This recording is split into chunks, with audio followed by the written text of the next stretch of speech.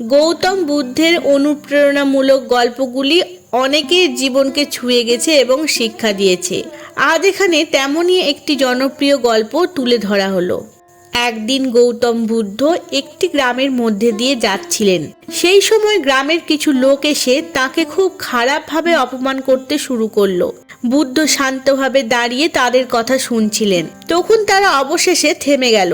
বুদ্ধ তাদের একটি প্রশ্ন করলেন, যদি কেউ তোমাদের একটি উপহার দেয় এবং তোমরা সেই উপহার গ্রহণ না করো, তাহলে উপহারটি কার থাকবে? গ্রামের লোকেরা বলল, উপহারটি সেই ব্যক্তির কাছেই থাকবে যে এটি দিয়েছে। বুদ্ধ তখন বললেন, ঠিক তেমনি, যদি আমি তোমাদের অপমান গ্রহণ না করি, তাহলে অপমানটি তোমাদের কাছেই থাকবে। এই গল্পটি আমাদের শেখায় যে আমরা অন্যের ক্রোধ বা অপমানকে কিভাবে গ্রহণ করব, তা আমাদের নিজের সিদ্ধান্ত। আমাদের ক্রোধ এবং অপমানকে গ্রহণ না করে নিজেদের মন শান্ত রাখতে হবে। এ ধরনের গল্পগুলো গৌতম বুদ্ধের শিক্ষা এবং দার্শনিক দৃষ্টিভঙ্গির ওপর আলোকপাত করে, যা আজও প্রাসঙ্গিক এবং প্রেরণাদায়ক। গৌতম বুদ্ধের জীবনের কিছু ঘটনা শোনাবো, যেগুলো হয়তো আমরা অনেকেই জানি না। সিদ্ধার্থ থেকে বুদ্ধ হওয়া এক অসাধারণ কাহিনী। যুবরাজ সিদ্ধার্থ। শাক্য বংশের যুবরাজ সিদ্ধার্থ অর্থাৎ গৌতম বুদ্ধ এক সুখী ও সমৃদ্ধ পরিবেশে বড় হয়ে ওঠেন। তার পিতা রাজা শুদ্ধোধন তার জন্য সমস্ত প্রকার সুখ স্বাচ্ছন্দ্য নিশ্চিত করেছিলেন, কিন্তু যুবরাজ সিদ্ধার্থের মনে সব সময় কিছু অভাববোধ থাকত। একদিন তিনি রাজপ্রাসাদের বাইরে বেরিয়ে জীবনের বাস্তবতা দেখতে পেলেন। এক বৃদ্ধ, এক অসুস্থ এবং এক মৃতদেহের দৃশ্য তাকে জীবন ও মৃত্যুর অর্থ সম্পর্কে গভীরভাবে ভাবতে বাধ্য করল। জীবনের এই কঠিন সত্য দেখে সিদ্ধার্থ সিদ্ধান্ত নেন তিনি এভাবে রাজকীয় জীবনে থাকবেন না। তিনি সবকিছু ত্যাগ করে সত্য অনুসন্ধানে বেরিয়ে পড়েন।